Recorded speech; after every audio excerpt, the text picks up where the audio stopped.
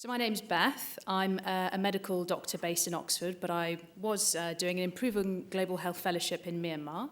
I was there for 7 months and returned in August 2019. So I'm just going to tell you a bit about the work I was doing there.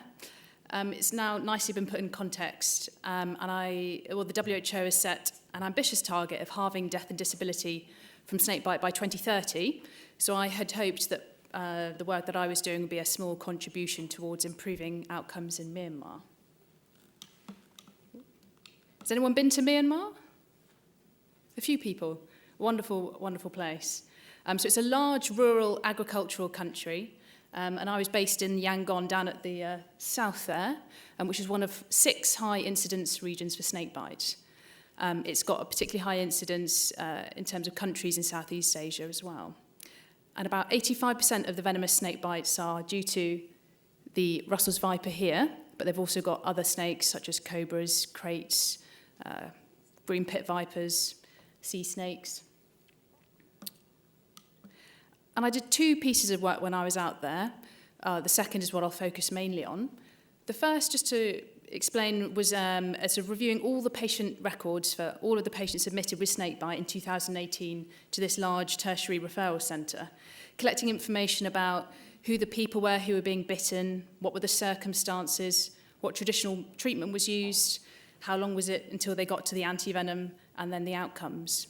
And I mentioned the traditional treatment because that sort of helped me later, that evidence base, for the second part, which is what I'll be focusing on today, which is the education resources or posters. When I first arrived in Myanmar, I had some ideas about what I would like to work on in snakebite, but didn't want to be too fixed, and I went there and just started off by asking a lot of questions to the doctors and nurses and, well, anyone who'd listened to me, really, and said, what are the problems with snakebite in Myanmar, and what would make the biggest difference? And as David has mentioned, prevention kept coming up. And of course, prevention, if we can stop the bites, this would be a lot better. So I thought, well, how can I, being based in a large hospital, how can I work on prevention? Now, before I went, someone had told me that there were some snakebite posters in existence. I was asking, no one seemed to have heard of them, no one knew where they were, but I eventually tracked them down in one hospital in a renal unit, which does see a lot of snakebite patients. And I'll show you them. I had some clear ideas about what I thought about them, which was perhaps that they could be improved somewhat. So I'll just pick out a few points here. So this is about the snakebite first aid. The Burmese text, I was told by doctors and nurses who had been asking, I was told it's barely legible. Why do we need any English text? We don't really. And it was just a bit outdated as well. You can see a cart in the background at the bottom there, not really used anymore. Everyone's on motorbikes. And then you've got the picture in the bottom right, which is about what not to do, which I don't think is particularly clear. We've also got a nice poster here about the venomous snakes of Myanmar. The pictures, you may note, are not of the best quality, and it also features a snake that is not actually present in Myanmar. So I thought, well, that's something that we can improve. And lastly, this is the prevention picture. And this features the cartoon character, as previously mentioned, Tupi. Again, the snake here is one that doesn't actually look like a venomous snake. It's actually one of the non-venomous ones. A lot of things that I think could be improved. The bed net is not tucked in, for example, which we've heard about the importance of having a tucked-in bed net to keep things out. So I had my ideas about what was good and bad, but I basically went out and asked lots of doctors and nurses, what do you think? What is good? What is not so good, and how can we improve them? And we ended up with similar lists, which was good. But the one thing that really stood out from the feedback was the overwhelming positive feedback for this cartoon character called Tupi and his bunch of pals that you can see here. Everyone said, we love this character, we're still reading his comics, and it was great. So I thought, well, perhaps we can use this character to make the new cartoons. This is Tupi. And I thought, well, okay, how am I going to do this? I'd found out that the copyright laws of Myanmar were a bit dubious, but essentially you can't just get someone to recreate the character. Then I found out that the man who'd made them had actually passed away. And a bit more detective work later, found out his widow was actually still alive and was still making the cartoons. So I thought, great, there's a glimmer of hope, but how on earth am I going to find this lady? Now, everything in Myanmar is very much based on Facebook. They don't really use websites or emails. It's Facebook is everything. So I've decided to put out a post on a group that was used by a lot of expats and also local people as well. And I said, this is who I am. Can anyone help me find this lady? This is what I'm trying to do. And I was given an address. Didn't give me any more information apart from an address. So I decided I would pitch up. Drove about 45 minutes with someone who kindly said they'd help, who importantly spoke Burmese, and knocked on the door. And fortunate for me, I ended up meeting Dor Momo San, who was the widow, who was still making the cartoons. And she very kindly agreed to give me the copyright for the cartoon character, and agreed to let me sort of create the new posters and update them. And then she introduced me to Chi Nai, who is the cartoonist.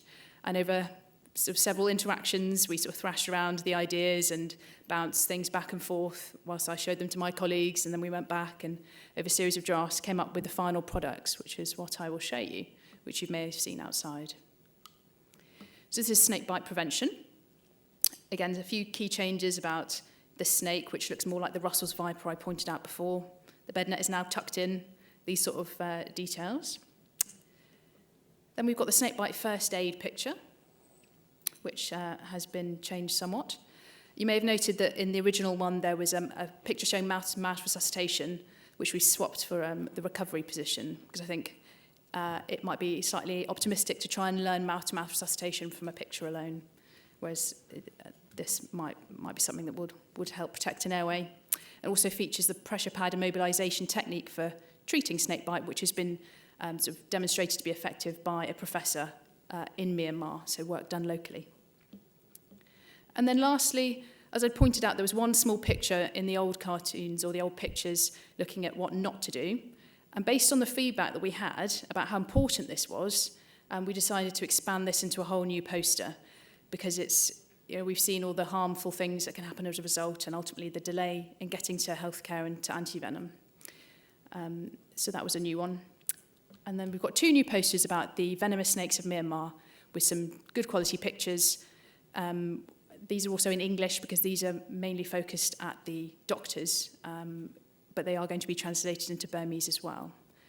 And this is to help identify the snakes and also give some clinical information about sort of linking out that clinical syndrome together if you don't have a snake to identify in front of you. And that's the second one.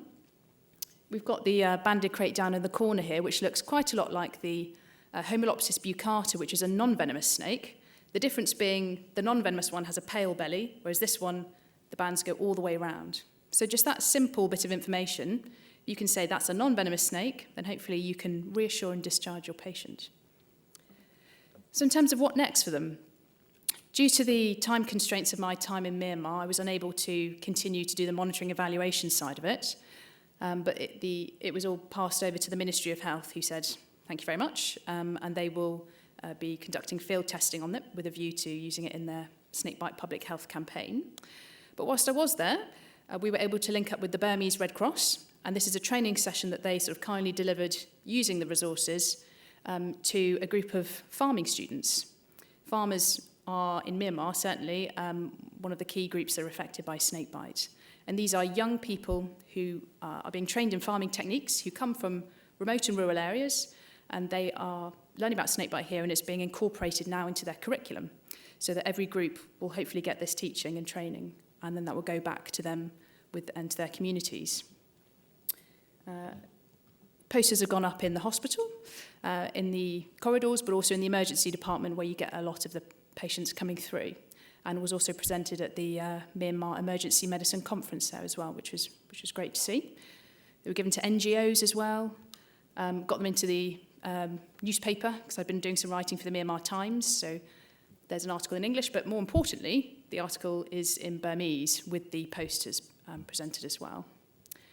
I'm also trying to now make them into a series of video clips as well with the voiceover, because there are still a large amount of people who are not able to read. And the same is actually happening with Sakthi, who I think has disappeared but is back tomorrow, who's also doing some similar work in Tamil Nadu in India, so being translated to be used there as well. So that's a brief whistle-stop tour through snakebite in Myanmar. I'm very happy to take any questions later.